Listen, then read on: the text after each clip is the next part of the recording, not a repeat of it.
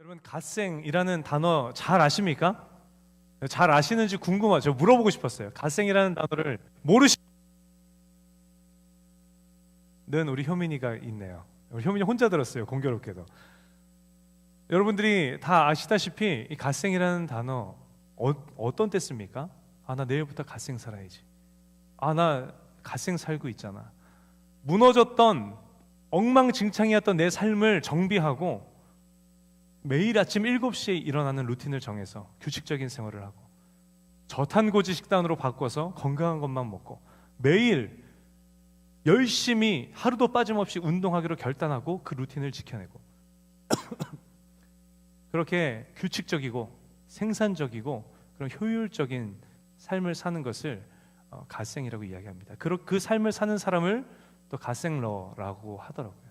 여러분은 어떠십니까? 여러분은 갓생의 삶을 살고 계십니까? 여러분은 갓생러이십니까? 세상이 말하는 갓생이라는 단어의 의미가 바로 그러한 의미를 가지고 있는데, 여러분, 사실은 이 갓생이라는 단어 너무 좋은 합성어이고 너무 좋은 단어이지 않습니까? 이건 세상이 아니라 오히려 우리에게, 저 여러분에게 필요한 단어라고 여러분 생각되지 않으십니까? 세상이 의미하는 갓생은 그런 의미인데, 루틴 있게 살아가고 내가 효율적으로 살아가고 그리고 소소한 일상에서 내 삶을 보다 더 규모 있게 효율적으로 착실하게 열심히 의미 있게 살아가는 것이 세상에서 이야기하는 갓생의 의미인데, 우리는 오늘 이 시간 그 갓생이라는 단어의 의미를 우리 안에서 재해석해 보기를 원합니다. 하나님 안에서 그 갓생의 의미가 무엇인지, 그리고 그 갓생의 삶을 살아내시는 오늘 이 자리에 모이신 저 여러분 모두가 되셨으면 좋겠어요. 여러분, 무라카미 하루키 소설가, 작가를 알고 계십니까? 아마 이 자리 가운데 사진 한 번만 띄워주십시오. 이 자리 가운데 이분의 책을 아마 이미 읽어보신 분들이 분명히 계실 거라고 생각합니다. 수십 권의 책을 저술한 세계적인 베스트셀러, 매년 노벨 문학상의 후보로 거론되는, 우리가 살아가는 지금 이 시대의 문학계의 명실상부한 거장이 바로 무라카미 하루키죠. 여러분, 어떻게, 사진 내려주셔야 됩니다. 어떻게 이 하루키가 세계적인 베스트셀러가 될 수 있었을까요? 매년 노벨 문학상의 후보로 거론되는, 어떻게 그 자리까지 오를 수 있었겠습니까? 보통 예술가들이라고 하면 밤새도록 술을 마셔서 막 그 취중에, 혹은 잠자다가 잠깐 깼을 그 잠결에, 혹은 일상을 살아다가 갑작스럽게 찾아오는 그런 영감에, 내가 새로운 곳을 가거나 새로운 곳을 보거나 새로운 곳을 겪었을 때 그때 갑작스럽게 찾아오는 그 번뜩이는 영감에 예술가들은 글을 쓰고 책을 쓰고 곡을 쓰고 그림을 그린다고들 하지 않습니까? 반면에 너무 안타깝게도 그런 영감이 도무지 없으면 하루, 이틀, 한 달, 두 달, 심지어는 1년, 2년까지도 글도 곡도 그림도 그 작품 활동을 하지 못하는 분들이 바로 예술가들이지 않습니까? 그러면 80여 권의 책을 펼쳐낸 이 하루키도 마찬가지였겠네요. 그죠? 물 들어올 때 노젓듯이 영감이 떠오를 때, 영감이 막 찾아올 때 그때 열심히 글을 쓰고 책을 펴내고 활동을 하다가 도무지 영감이 찾아오지 않는 시즌에는 1년이고 2년이고 작품 활동을 하지 못하고 그런 삶을 살았겠죠. 그랬을까요? 정말 그랬을까요?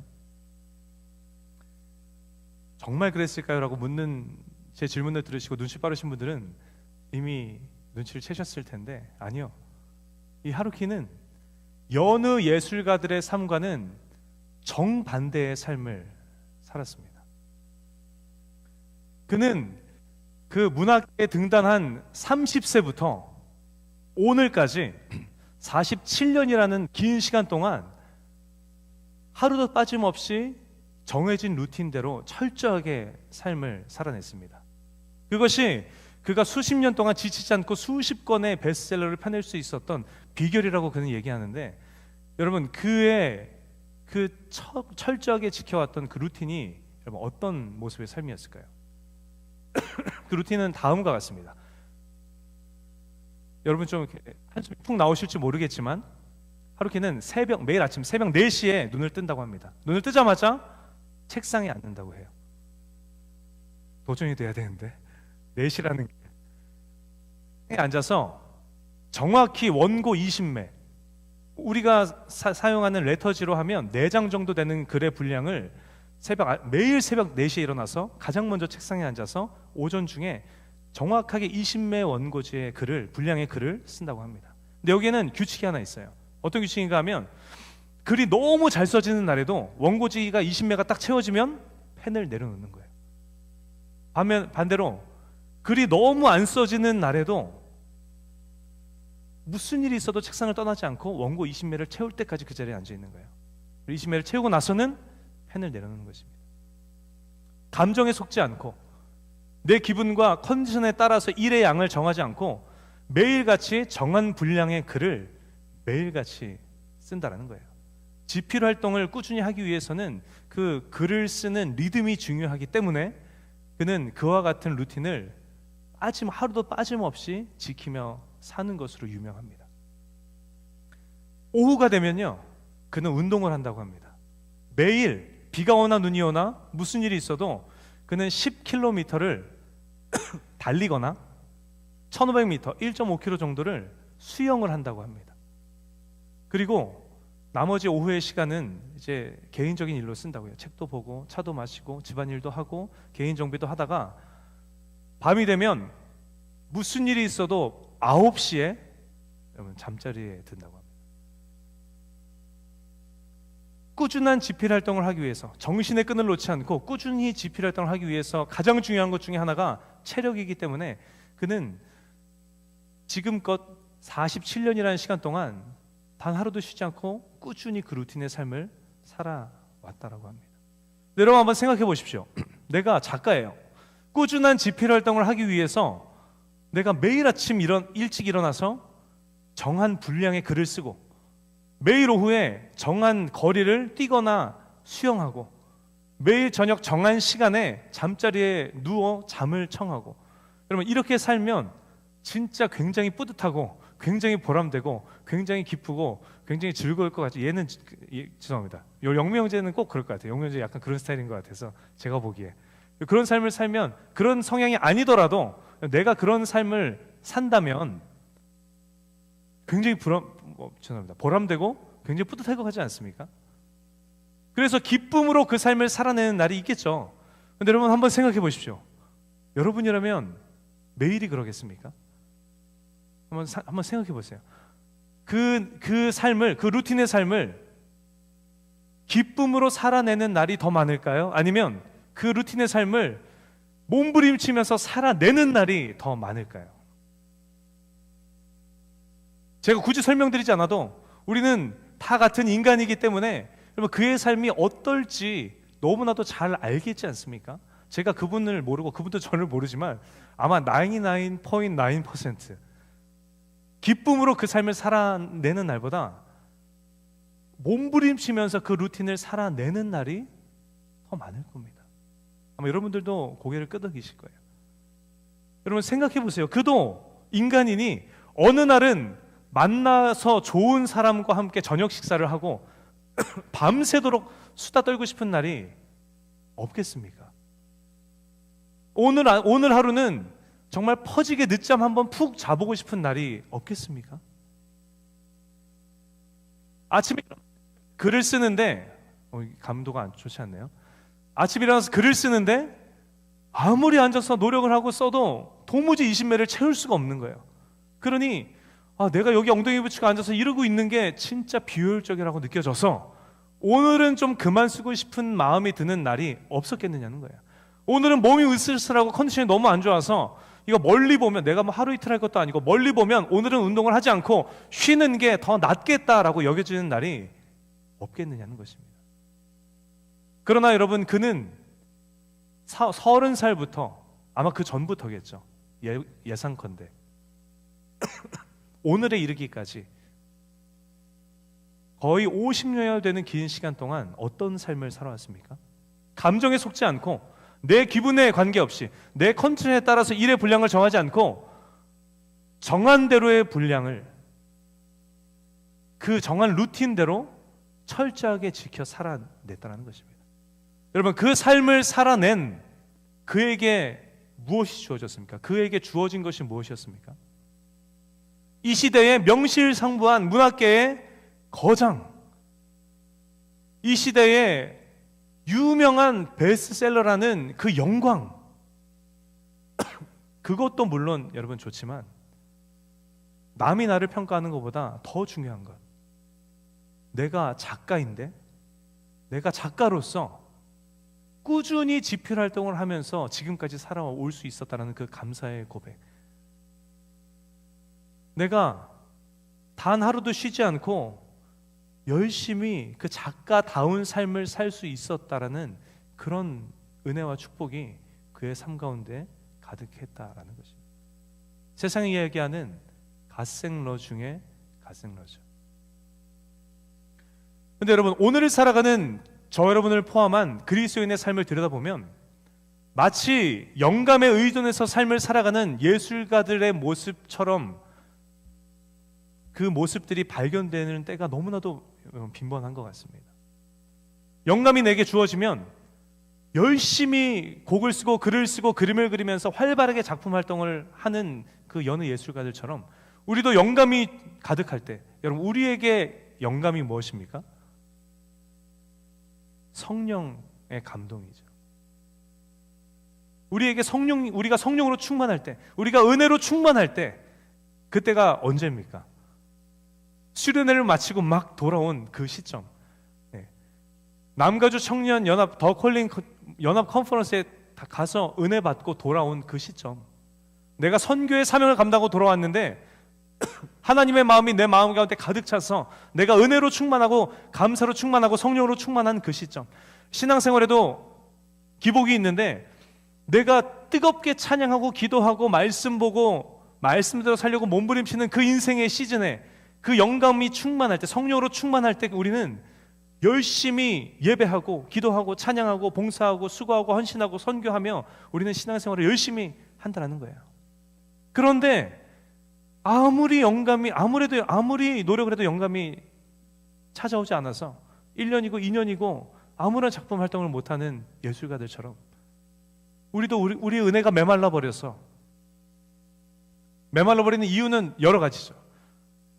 정말 내가 피지컬이 너무 힘들어서 지치고 지칠 대로 만신창이가 되어버렸든지, 그리스도인의 삶이라는 것이 너무나도 새롭고 너무나도 즐겁고 너무나도 행복해서 막 기쁨으로 하다가 이제는 더 이상 새로울 게 없어서 뭔가 루즈해졌기 때문인지, 아니면 관계의 문제가 찾아와서 동역자들 보는 얼굴마다 꼴보기 싫어서 이든지, 이유는 다양해요. 영적인 매너리즘이 찾아와서 여러분 이제는 도무지 더 이상 예배하지 않고 기도하지 않고 찬양하지 않고 하나님과 멀어진 채로 여러분 살아가고 있는 그 연약한 모습이, 여러분 한번 진지하게 한번 생각해 보십시오. 우리가 그럴 때가 우리 인생의 시즌에 너무나도 여러분 많이 그런 삶의 상태가 찾아오지 않느냐는 것입니다.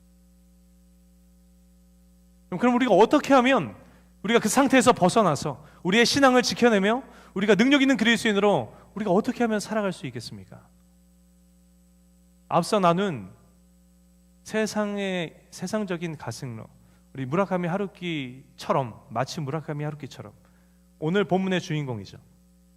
꾸준한 영적 루틴으로 영적인 갓생러의 삶을 살아왔던 사람, 문화계의 거장이 아니라 영적인 거장, 믿음의 거장.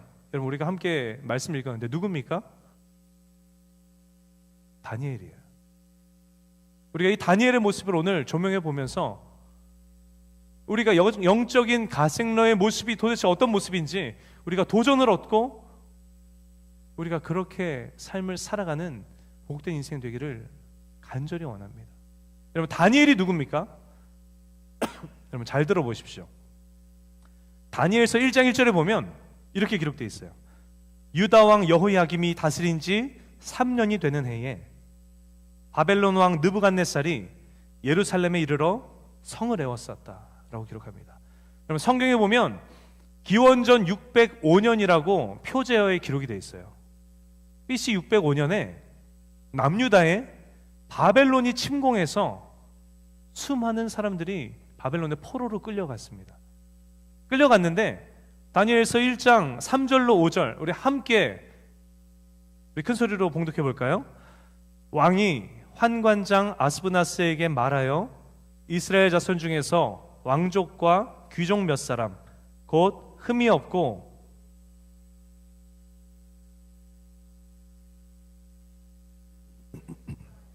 왕궁에 설만한 소년을 데려오게 하였고 그들에게 갈대아 사람의 학문과 언어를 가르치게 하였고 또 왕이 지정하여 그들에게 왕의 음식과 그가 마시는 포도주에서 날마다 쓸 것을 주어 3년을 기르게 하였으니 그 후에 그들은 왕 앞에 서게 될 것이더라. 아멘. 그럼 바벨론 제국이 남유다를 침공하고 가장 먼저 뭘 했는가 하면 왕족 중에 몇 사람, 귀족 중에 몇 사람을 뽑아서 자신들의 나라로 끌고 가서 갈대아인의 학문과 언어를 가르쳤어요. 바벨론의 학문과 언어를 가르쳐서 왕궁에서 일할 수 있는 자신들의 신하, 자신들의 충신으로 길러냈다는 거예요. 길러냈는데 6절에 이렇게 기록합니다. 그들 가운데에는 유다 자손 곧 다니엘과 하나냐와 미사엘과 아사랴가 있었더니 아멘. 그러니까 바벨론 1차 포로기 때 포로로 끌려갔던 남유다의 왕족 출신, 귀족 출신 그 청소년 중에 한 사람이 바로 누구라고요? 다니엘이었다라는 거예요. 근데 그 다니엘이 성정이 어떤 사람이었습니까? 오늘 8절, 다니엘서 1장 8절에 보면 그가 어떤 사람이었는지에 대해서 한 장면으로 묘사를 해주고 있는데 8절에 이렇게 기록합니다. 다니엘은 뜻을 정하여 왕의 음식과 그가 마시는 포도주로 자기를 더럽히지 아니하리라 하고 자기를 더럽히지 아니하도록 환관장에게 구하니. 아멘. 그럼 다니엘은 뜻을 정했어요. 무슨 뜻을 정했습니까? 왕이 먹는 음식과 왕이 마시는 포도주로 자신을 더럽히지 않겠다고 뜻을 정했습니다. 도대체 왕이 먹던 음식이 어떤 음식이었길래, 도대체 왕이 마시던 포도주가 어떤 포도주였길래 그것들이 자신의 몸을 더럽게 한다라고 이야기하며 그 음식과 포도주를 거절함으로 자신을 깨끗하게 지키겠다고 뜻을 정한 것입니까? 당시 왕이 먹던 음식과 포도주는 그들이 섬기던 신에게 먼저 바쳐졌던 음식과 포도주였다는 거예요. 그 음식을 먹고 그 포도주를 마시는 건 곧 무엇과 같은가? 무엇과 같습니까? 우상 숭배에 참여하는 일과 진배없기 때문에 다니엘은 나는 하나님을 섬기는 사람으로서, 나는 하나님을 사랑하는 사람으로서 우상에게 바쳐졌던 음식을 먹음으로 우상 숭배에 참여해서 나의 몸을, 나의 영을 더럽히지 않기로 뜻을 정합니다라고 뜻을 정했다라는 거예요. 그처럼 다니엘은 하나님을 뜨겁게 사랑했던, 하나님을 신실하게 섬겼던 뜨거운 신앙인이었고 신실한 그리스도인이었다라는 것입니다. 여러분, 그런 그가 우리가 함께 읽은 오늘 본문에서 어떤 모습을 보여주고 있습니까? 6장 10절인데 우리 다시 한번 함께 큰 소리로 합독해 볼까요? 다니엘이 이 조서에 왕의 도장이 찍힌 것을 알고도 자기 집에 돌아가서는 윗방에 올라가 예루살렘으로 향한 창문을 열고 전에 하던 대로 하루 3번씩 무릎을 꿇고 기도하며 그의 하나님께 감사하였더라. 말씀을 띄워놔 주십시오. 계속 띄워놔 주십시오. 다니엘은 하루 3번씩 무릎을 꿇고 하나님 앞에 기도했어요. 그런데 여러분, 어떻게 하루 3번 기도했다라고 수식어가 기록이 되어 있습니까? 밑에 둘째 줄에 빨간 글씨로 기록되어 있는데 전에 하던 대로 기도했다라고 기록하고 있습니다. 여러분, 다니엘은 앞서 나눈 대로 왕의 음식과 포도주로 자신을 더럽히지 않겠다라고 뜻을 정했던 사람이었습니다. 그의 그 모습을 바라보고 대다수의 학자들은 다니엘이 10대 중반에 바벨론의 포로로 끌려간 그 시점부터 자신의 신앙인으로서의 정체성, 그리스도인으로서의 정체성을 잃어버리지 않기 위해서 그때부터 시간을 정해놓고 기도하였을 것이다 라고 학자들은 추측을 합니다. 605년에 끌려갔어요. 오늘 우리가 함께 읽은 본문 다니엘서 6장 표제어에는 BC 기원전 538년경이라고 성경은 기록하고 있습니다. 605년에서 538년까지. 그러면 얼마의 시간입니까? 67년 정도의 시간이에요. 다니엘은 바벨론 제국이 고대 근동의 패권을 장악하고 나서 다니엘을 포로로 끌고 간 그 시점부터 수십 년이 흘러서 또 다른 강대국 페르시아라는 나라가 일어나서 바벨론 제국을 집어삼키고 고대 근동의 패권을 장악하는 자신이 속한 나라가 변하는 그 67년이라는 긴 시간 동안 다니엘은 어떻게 살아왔다는 것입니까? 매일같이 퇴근하면 윗방으로 올라가서 예루살렘 쪽을 향한 창문을 열고 전에 하던 대로 하루 3번씩 무릎을 꿇고 자신의 하나님 앞에 기도하며 감사의 고백을 올려드리는 그 루틴의 삶을 살았다는 것입니다. 오늘 보면 10절에 또 이렇게 이야기하죠. 그렇게 전에 하던 대로 기도했는데 어떤 상황 앞에서도 그럼에도 불구하고 전에 하던 대로 기도했다라고 기록합니까? 윗줄, 첫줄 빨간 글씨에 기록되어 있는데 이 조서에 왕의 도장이 찍힌 것을 알고도 기도했다라고 기록합니다. 그럼 도대체 이 조서가 무엇입니까? 우리가 너무나도 잘 아는 내용의 조서이죠. 다니엘서 6장 7절에 바꿔주세요. 이제부터 바꿔주십시오. 30일 동안에 지금부터 한 달 동안 페르시아의 다리오 왕 외에 그 어떤 사람이나 그 어떤 신에게 기도하면서 뭘 구하는 사람이 발각되는다면 며칠 동안 굶주릴 대로 굶주려서 눈이 돌아간 사자굴로 던져 넣겠다라는 조서였습니다. 그 조서에 왕의 도장이 찍혔다는 거예요. 그러면 이 일이 왜 일어나게 됐습니까? 이 일은 다니엘을 시기했던 다니엘의 대적들의 덫이었죠. 그들의 함정이었습니다. 지가 뭔데? 어디 감히 포로 주제, 우리보다 높은 자리에서 우리를 부리며 나라를 통치할 수 있는가? 다니엘의 대적들이 놓은 덫이었다는 것입니다. 여러분, 다니엘이 어떻게 이렇게 함정에 빠지게 됐습니까? 다니엘의 대적들조차도 알았다는 거예요. 뭘 알았을까요?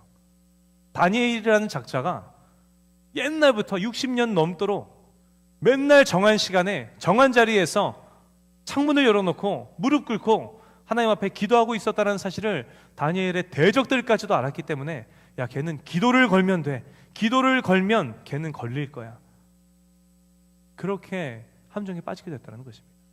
다니엘은 이 조서에 왕의 도장이 찍힌 것을 알고도 자신이 사자굴에 던져질 것이라는 사실을 알면서도, 더 쉽게 얘기하면 내가 기도했다가는 죽는구나라는 사실을 알았음에도 불구하고 전에 하던 대로 집에 가서는 위층에 올라가 예루살렘 쪽을 향한 창문을 열고 하루 3번 무릎 꿇고 하나님 앞에 간절히 기도하며 감사의 고백을 올려드리는 루틴을 살았다는 것입니다. 여러분 한번 생각해 보십시오. 내가 하나님을 섬기는 신실한 그리스도인이에요. 근데 내 나라에 전쟁이 일어났어요. 여러분 한번 생각해 보세요. 토렌스에 막 전투기들이 날아다니고 포탄이 막 떨어지고 지상군들이 막 들어오면서 총을 쏴대고 막 난리가 났습니다. 여러분이라면 어떻게 하실 계획이십니까? 여러분이라면 어떻게 하시겠어요? 그럼 어떻게 하실 겁니까? 가장 먼저 하나님 앞에 하나님께 매달리고 간절히 간구하며 기도하지 않겠습니까? 다니엘도 그랬을 거예요. 안 봐도 비디오죠. 하나님, 바벨론이 쳐들어왔습니다. 지금 우리나라에 전쟁이 일어났습니다. 우리 나라를 지켜주시옵소서. 기도하지 않았겠느냐는 거예요. 근데 여러분 결과가 어떻게 됐습니까? 내 나라가 패배했어요. 내 나라가 멸망했습니다. 나는 적국의 포로로 끌려갔어요. 여러분 포로가 뭡니까? 거기 이쪽으로 오세요 라는 대우를 받는 게 포로입니까? 아니요. 인간 취급도 못 받는 게 포로였어요. 본문 당시에는 전쟁에 패배한 나라는 다, 남자는 다 죽임을 당하고 여자는 다 이렇게 잡아가고 모든 재물 다 잡아가고 모든 자녀 다 노비로 삼고 하던 때가 이런 본문 당시예요. 하나님 앞에 간절히 부르짖어 기도했는데 내 나라는 패배하고 내 나라는 멸망하고 나는 인생 다 망하고 한낱 포로가 돼서 바벨론으로 끌려갔다는 거예요. 다니엘이 어땠겠습니까? 하나님, 그래도 주님은 나의 하나님이십니다. 그래도 변함없이 주님은 나의 인생의 주인 되십니다라는 고백을 했겠습니까? 기도는 둘째치고 하나님을, 내 기도에 응답해 주지 않으신 하나님을 향한 원망과 불평이 여러분 쏟아져 나오지 않았겠습니까? 쏟아내고 싶지 않았겠습니까? 하나님의 은혜로 바벨론의 느부갓네살 왕에게 인정을 받아서 기적적으로 총리의 자리에 오릅니다. 전적으로 하나님의 은혜였지만 총리의 자리에 올랐어요. 여러분 생각해 보세요. 세계를 정복한 나라에 60년 넘는 시간 동안 2인자로서, 총리로서, 왕 바로 밑에 총리로서 그 오랜 기간을 살아왔어요. 이제는 안전해요. 이제는 풍족합니다. 이제는 살만해요. 내가 원하는 대로 웬만한 건 다 할 수 있는 권력도 주었습니다. 여러분, 영적인 매너리즘이 찾아올 만도 하지 않겠습니까? 신앙이 나태해질 법도 하지 않습니까? 이름이 다니엘이라는 이름을 빼앗기고 벨드사살이라는 이름으로 60년 넘게 불려왔어요. 내 정체성이 희미해질 법도 하지 않겠느냐는 거예요. 어느 날은 국정을 돌보느라 너무 바빠서 깜빡 잊고 기도를 못하는 날도 있을 수 있지 않았겠습니까? 그런 게 아니더라도 오늘 하루는 기도조차도 쉬고 싶었던 날이 그럼 다니엘에게 있지 않았겠습니까? 그런데 여러분, 엎친 데 덮친 격으로 또 전쟁이 일어났어요. 페르시아라는 국가가 일어나서 쳐들어온 거예요. 인생에 한 번 겪기도 힘든 전쟁이라는 그 상황이 두 번 연거푸 인생에 찾아온 겁니다. 여러분이라면 어떻게 하시겠습니까? 다니엘은 어떻게 했을까요? 하나님 앞에, 안 봐도 비디오죠, 간절히 기도하지 않았겠습니까? 주님, 전쟁이 일어났습니다. 지켜주시옵소서. 이 나라를 지켜주시옵소서. 나를 지켜주시옵소서. 이렇게 기도하지 않았을까요? 않았을까요? 근데 결과가 어떻게 됐습니까? 패배했어요. 내가 총리로 있던 나라가 멸망했어요. 패배한 국가의 2인자, 숙청대상 1호였지 않겠습니까? 또 포로로 끌려가는 신세가 되지 않았겠느냐는 거예요. 그러니 그럼 다니엘이 또다시 어떤 고백을 고백하고 싶었겠습니까? 내 간절한 간구에 이번에도 또다시 응답해 주시지 않으신 하나님 앞에, 하나님의 크신 계획 아래 있었지만 그 순간에 다니엘이 그 하나님의 크신 계획을 알고 있었을까요? 불평과 원망을 쏟아내고 싶은 마음이 아니었겠느냐라는 것입니다.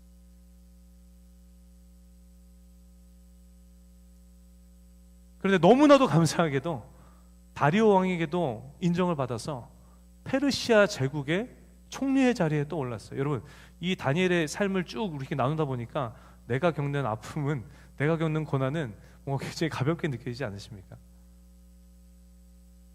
총리의 자리에 올랐어요. 또 이제는 안전해요. 또 살만합니다. 또 풍족해요. 웬만한 건 내가 다 할 수 있는 권력이 또 내게 주어졌어요. 그럼 영적인 매너리즘이 찾아올 법도 하지 않습니까? 신앙이 나태해질 만도 하지 않겠느냐는 거예요. 그때는 덜 바빴겠습니까? 그때는 쉬지 않고 싶었겠느냐는 거예요. 근데 여러분, 엎친 데 덮친 데 또 덮친 격으로 여러분 무슨 조서가 공포됐다고요? 난 하나님 앞에 기도자인데 앞으로 지금부터 한 달 동안 그 어떤 신이든 그 어떤 사람이든 기도하고 구하면 사적으로 던져넣기더라는 조서에 도장이 찍히고 공포가 됐습니다. 여러분이라면 어떻게 하시겠습니까? 2보 전진을 위한 1보 후퇴로 한 달만 딱 기도 쉬지 않으시겠습니까? 죽어요. 죽는 겁니다. 그날 주님 앞에 무릎 꿇고 기도하는 걸 발각되면 그냥 바로 죽는 거예요. 2보 전진을 위한 1보 후퇴. 그러면 한 달만 기도 딱 쉬지 않겠냐는 거죠.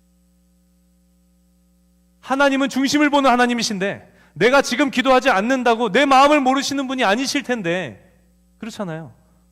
한 달만 기도를 쉬어야겠다라는 마음이, 그 생각이 여러분 다니엘의 마음 가운데, 생각 가운데 들지 않았겠느냐는 것입니다. 그러나 그럼에도 불구하고 다니엘은 어떤 삶을 오늘 본문 당시까지 살아냈습니까?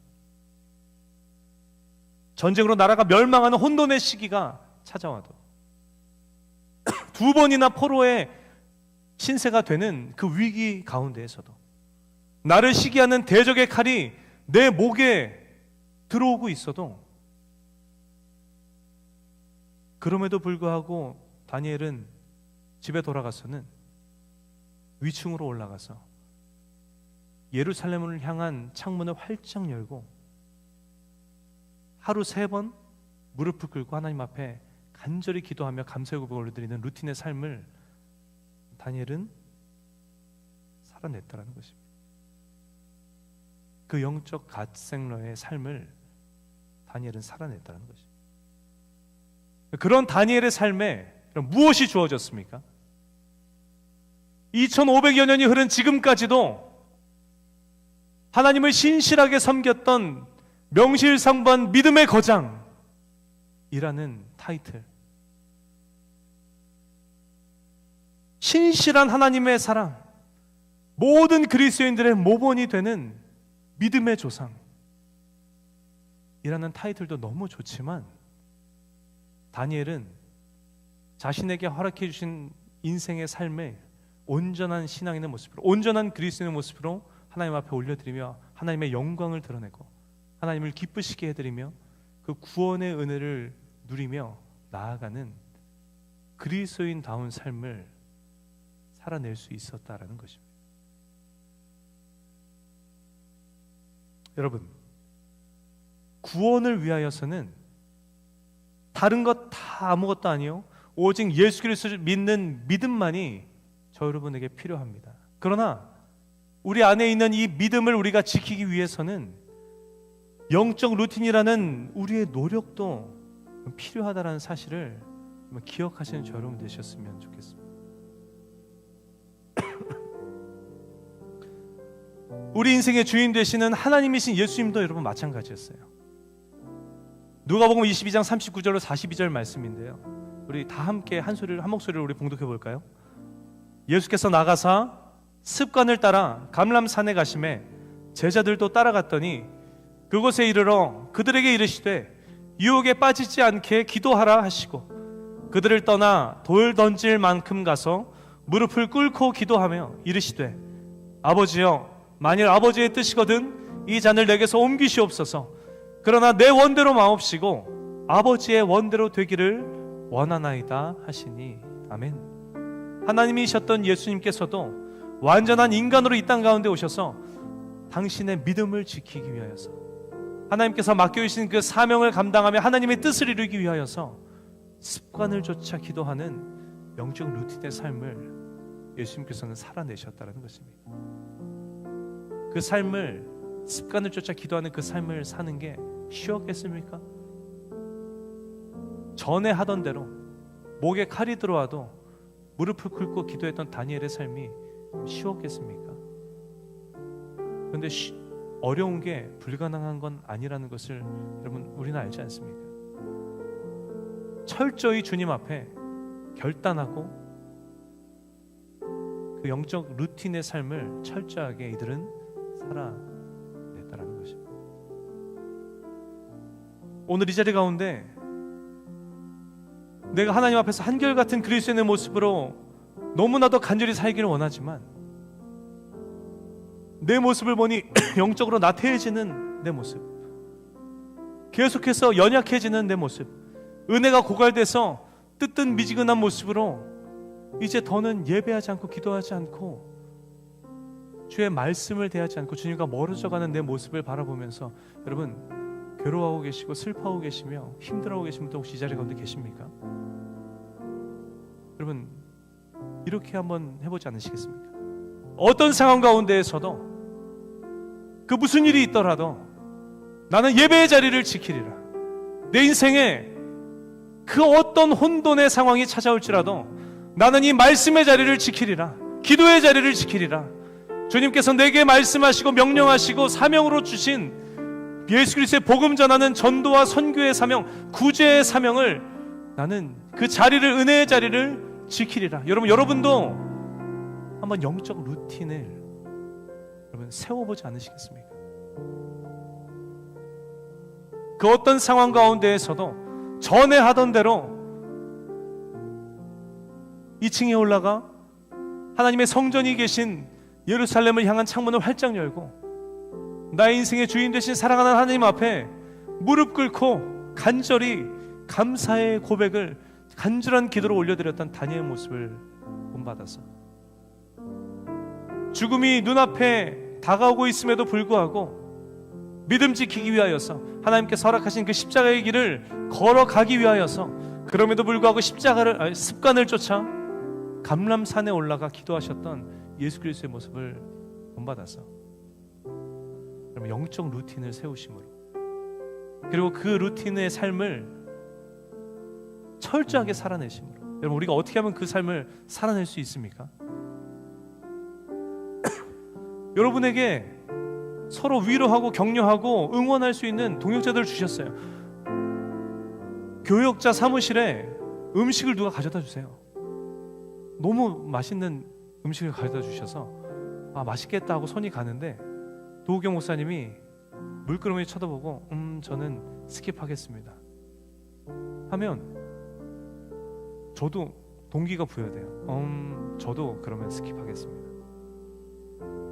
여러분 하다못해 이 내 체중 줄이겠다는 다이어트 하는데도 우리는 서로에게 선한 영향력이 되는 존재들이에요.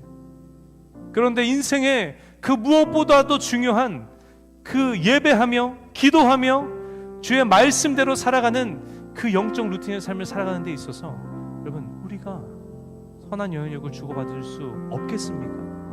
여러분이 오늘부터 다이어트 하리라 결단하는 그 결단만큼만이라도, 오늘부터 꾸준히 운동하리라 라고 결단하는 그 결단만큼만이라도 내가 예배의 자리를 지키리라, 내가 기도의 자리를 지키리라, 내가 말씀의 자리를 지키리라, 내가 선교의 자리를 지키리라 결단해 보십시오. 여러분 우리가 정말 그 삶을 살아낼 수 없겠습니까? 그 영적 루틴을 세우시고 서로 밀어주고 끌어주며 그리고 결단하고 결단함으로 그 영적 루틴의 삶을 살아내셔서 모든 그리스도인들에게 선한 영향을 끼치는 영향력 있는 그리스도인이라는 타이틀,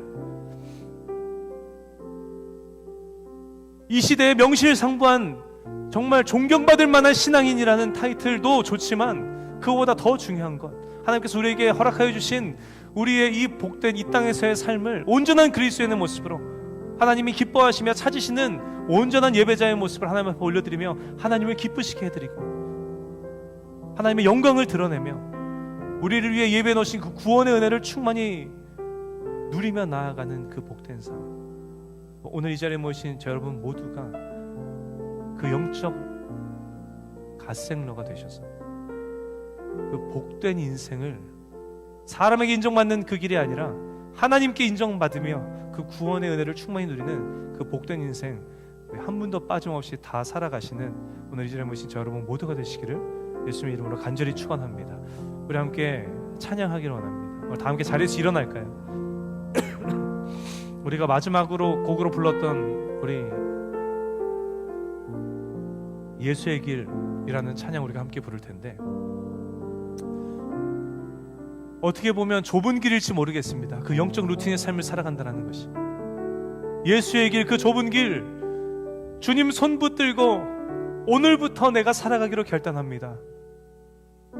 세상의 길, 우리를 나태하게 만들고 우리를 뜨뜻미지근하게 만들며 우리를 넘어뜨리는 그 세상의 길 성령으로 승리케 하여 주시고 주님 손 붙들고 나아가는 우리 가운데 아버지 하나님 그 예수의 길을 걸어갈 수 있는 은혜를 더하여 주셔서 하나님 영적인 갓생로에서 하나님을 기쁘시게 해드리며 주의 영광을 드러내며 주의 증인된 삶을 살아가며 그 구원의 은혜를 충만히 누리며 나아가는 그리스도인다운 삶, 그 삶을 살아가는 우리 인생 되게 하여 주시옵소서. 우리 간절히 사모하는 심령으로 함께 찬양하며 나아갑시다.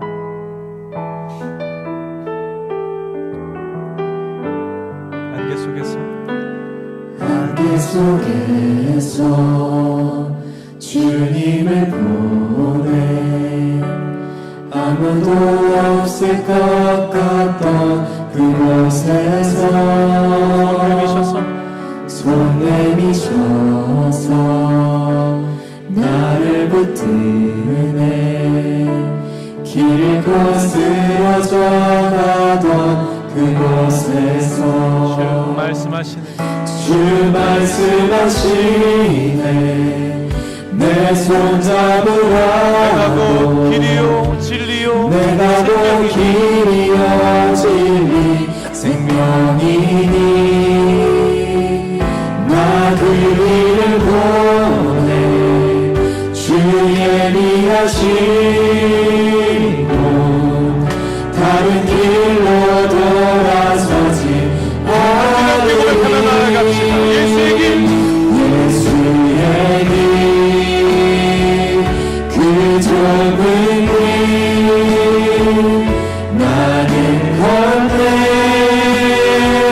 주의 손 잡고 그 무엇도 두렵지 않네 주님 주신 약속 내게 있으니 세상의 길 그 험한 길 승리하네 성령으로 그 무엇도 바라지 않네 다시 한번 우리 믿음으로 그 손 높이 들고 함께 고백하며 나아갑시다. 예수의 길 그 좁은 길 예수의 길 그 좁은 길 나는 건네 두 손 잡고 그 무엇도 두렵지 않네 주님 주신 약속 내게 있으니 세상의 길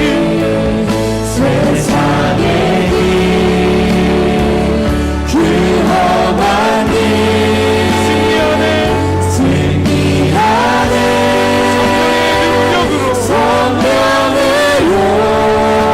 성령으로 그 무엇도 바라지 않네 저 하늘에 내 소망 있으니 우리 함께 간절히 기도하며 나아갑시다. 주님 나의 삶을 돌아볼 때 하나님 은혜가 메말라서 성령이 떠나가서 하나님 너무나도 힘들어서 너무나도 루즈해서 하나님 너무나도 이 사람과는 함께 앉고 싶지 않아서 함께 속하고 싶지 않아서 하나님 내가 주님과 멀어지고 예배하지 않고 기도하지 않고 찬양하지 않고 선교하지 않고 섬기지 않으며 주님과 멀어질 때가 너무나도 많음을 하나님 이 시간 주님 앞에 하나님 안타까운 심정으로 고백하며 나아갑니다. 하나님 다니엘이 그랬던 것처럼 예수님께서 그러한 삶을 사셨던 것처럼 우리가 주님 구원을 위하여 예수 그리스도 믿는 믿음이 필요하지만 믿음을 내가 지키기 위해서는 우리에게 영적 루틴이 필요함을 고백하며 이 시간 영적 루틴을 세우며 그 삶을 살기로 결단하며 나아가오니 성령으로 우리에게 충만하게 기름 부어주시고 세임 부어주셔서 그 능력의 삶을 살아내므로 아버지 하나님을 기쁘시게 하며 그 구원의 은혜를 충만히 누리며 나아가는 진정한 그리스도의 삶을 살아가는 우리 인생 되게 하여 달라고 우리 시간 간절히 주님의 이름 크게 한번 부르짖고 우리 간절히 기도하며 나아가시겠습니다.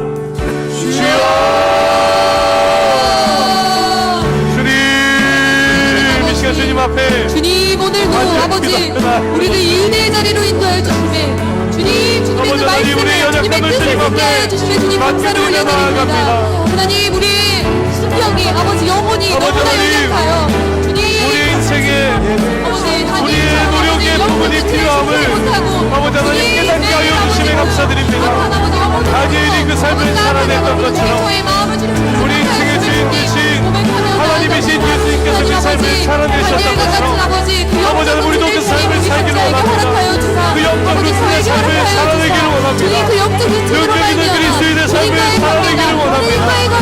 주님을 이 새벽 나아가오니 우리 가운데 성령으로 오기를 부어주시고 예수 그리스도를 믿는 능력을 더해주시고 구원을 얻는 힘을 더해주시고 그 구원의 믿음을 소망을 주님 매일 더해주셔서 삶 가운데에서 그 매일의 루틴 속에서 주님 나의 믿음이 더 살아내므로 나의 믿음이 더 하나님의 영광을 드러내며 주님의 이름을 높여드리며 주님 역사하여 주옵소서 아버지 나와 함께 넣어주시옵소서 주님 아버지 주님을 사랑하는 마음이 아버지 루틴으로 말미암아 주님 영적 믿음으로 아버지 성장으로 말미암아 주님 더 커질 수 있길 간절히 소망합니다 그리할 때 아버지 예수의 길을 걸을 때 주님 나의 이름이 더 단단하여 줘서 주님의 나라가 아버지 나를 통하여 나를 도구로 사용하여 주님 더 걱정될 수 있는 그런 역사를 주님 아버지 나를 통하여 일하여 주옵소서 주여 주의 놀라운 시도대로 우리를 이끌어 주시옵소서. 하나님의 나라는 이것입니다. 하나님의 나라가 아버지를 보이며 모든 예배의 삶 가운데 하나님께 엎드려지는 은혜여 아직 함께 하여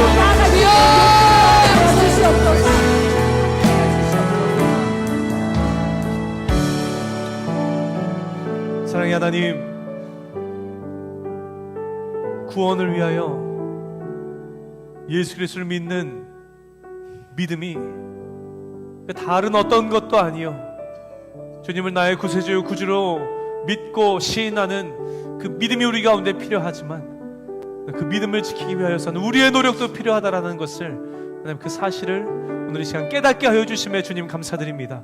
다니엘이 그 영적 루틴의 삶을 그럼에도 불구하고 살아냈던 것처럼 예수님께서 우리 인생의 주인 되신 하나님이신 예수님께서 당신의 믿음을 지키기 위하여서 당신의 사명을 감당하기 위하여서 하나님 그 영적 루틴의 삶을 살아내셨던 것처럼 하나님 오늘 우리도 그 삶을 살기로 결단하며 나아갑니다. 지혜를 주셔서 영적 루틴을 아름답게 세워가는 우리 되게 하여 주시고 성령의 능력으로 우리 가운데 임하여 주시사 그 삶을 살아내는 이 시대의 영적 갓생러가 되게 하여 주시사 하나님 세상 사람들이 우러러보며 칭찬하는 이 시대 명실상부한 존경받을 만한 신앙인이 아니라 모든 그리스도인들의 롤모델이 아니라 하나님 앞에서 인정받는 삶 하나님께서 내게 허락하여 주신 이 땅에서의 삶을 온전한 예배자의 모습으로 온전한 그리스도의 모습으로 주님 앞에 올려드리며 하나님을 기쁘시게 해드리고 하나님의 영광을 드러내며 우리를 위해 예비해 놓으신 그 구원의 은혜를 충만히 누리며 나아가는 진정한 그리스도인의 삶, 그 삶을 한 사람도 빠짐없이 살아가는 오늘 이 자리에 모인 사랑하는 모든 청년들의 인생 될 수 있도록 하나님 함께하여 주시옵소서. 놀랍게 역사하실 주님을 간절히 기대하며 살아계신 예수님의 이름으로 기도합니다. 아멘. 우리에게 그렇게 역사하실 하나님 앞에 영광의 박수 뜨겁게 올려드리겠습니다.